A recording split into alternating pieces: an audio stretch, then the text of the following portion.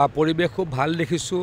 আজি 6 মাহ ধৰি বিটিআৰতে ঘূৰি আছোঁ বা ওদালগুৰিতে ঘূৰি আছোঁ। বহু ব্যক্তি আমাৰ দললৈকে আহিলে, আমাৰ দলৰ বুথে বুথে শক্তিশালী সংগঠন হ'ল, আনকি যুৱ বুথ বাহিনী গঠন হ'ল। গতিকে মই ভাবোঁ যে এইবাৰ খুব ভাল হ'ব। সিদিনা আমি যেতিয়া নমিনেশ্যন দিছিলোঁ, আনপ্ৰেচিডেণ্টলি প্ৰায় 35-40 হাজাৰ মানুহে উক্ত সভাত অংশগ্ৰহণ কৰিছিল, সমদলত অংশগ্ৰহণ কৰিছিল। সেইদিনা ওদালগুৰিত বীৰ দি বাট পাবলৈ জাগা নাছিল। চাৰিওফালে অকল কি আছিলে, চাৰিওফালে আছিলে ট্ৰেফিক জাম। গতিকে তাৰ ফলত কি বুজা গৈছিলে যে চবফালে সকলোতে বিজেপি। 7টা সমষ্টিত ইলেকশ্যন খেলিছোঁ, 7টা সমষ্টিৰ পৰা প্ৰায় 35-40 হাজাৰ মানুহে আহি নমিনেশ্যন দিয়াৰ সভাত অংশগ্ৰহণ কৰিছিল। ই বুজায় যে আমি যথেষ্ট শক্তিশালী। যোৱাবাৰো আমি 4টা সমষ্টিত জিকিছিলোঁ। যোৱাবাৰ আমাৰ শক্তিশালী সংগঠন আজিৰ দৰে নাছিল। গতিকে আজি বহুত শক্তিশালী সংগঠন। আমাৰ চৰকাৰেও যথেষ্ট কাম কৰিছে, দলেও যথেষ্ট কাম কৰিছে। গতিকে মই গভীৰভাৱে আশাবাদী এইবাৰ আগতকৈ খুব ভাল ৰিজাল্ট হ'ব। আমাৰতো ইছ্যু হ'ল উন্নয়ন। আমাৰ ইছ্যু উন্নয়ন। মুখ্যমন্ত্ৰী ডাঙৰীয়াই কৈছে, আমাৰ সভাপতি ডাঙৰীয়াই কৈছে, ইয়াত কোনো ছেকেণ্ড ক্লাছ চিটিজেন থাকিব নালাগে। সকলোৰে নিজৰ সম অধিকাৰ, নিজৰ অধিকাৰ ভোগ কৰিব লাগিব।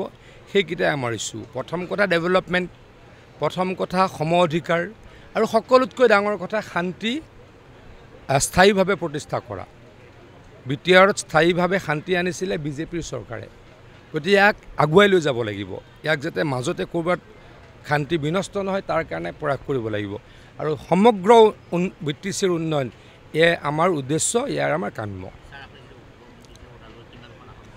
মইতো ভাবোঁ খুব ভাল। যোৱাবাৰে 4টা জিকিছিলোঁ, এইবাৰ তাতকৈ ভাল হ'ব। কাৰণ মই আকৌ কৈছোঁ, যোৱাবাৰ আমাৰ সংগঠনত আমি নতুনকৈ সোমাইছিলোঁহে। তেতিয়া আমি আচলতে নতুনকৈ সোমাইছিলোঁহে। যোৱা 5 বছৰ কাম কৰি কৰি কৰি যথেষ্ট সংগঠন শক্তিশালী কৰিছোঁ। আপোনালোকে দেখিছেই ৰাইজ কেনেকৈ হিলদল ভাঙি ওলাই আহিছে। গতিকে তাৰ ফলত ভাবোঁ এইবাৰ ওদালগুৰিত আমি খুব ভাল ফলাফল লাভ কৰিম। কংগ্ৰেছে 40টাত দিলেও নিজিকিব ক'তো। কংগ্ৰেছৰ অৱস্থা খুব ভাল নহয়। মইতো ভাবোঁ কংগ্ৰেছ নিজিকিব। মই ভাবোঁ নিজিকিব। তেওঁলোক এনেই দিছে, আৰু তেওঁলোকে এনেই দিছে, হিচাপ নাই। আমি এটা হিচাপ কৰি দিছোঁ, কোনোবা সমষ্টিত আমি জিকিবই নোৱাৰোঁ, আমাৰ সংগঠন ভাল নহয়, এনেই কিয় দিওঁ। আমাৰ দলৰ মানুহ কিছুৱে বেয়াও পাইছে।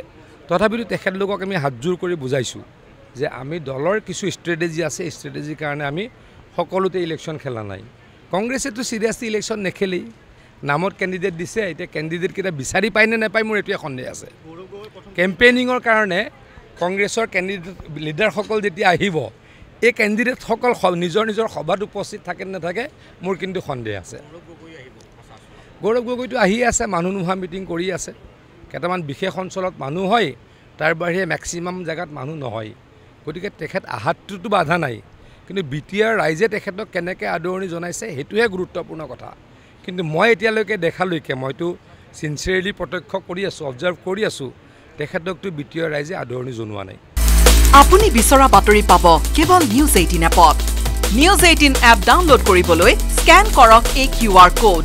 গুগল প্লে ষ্টৰতো পাব এই নিউজ 18 এপ।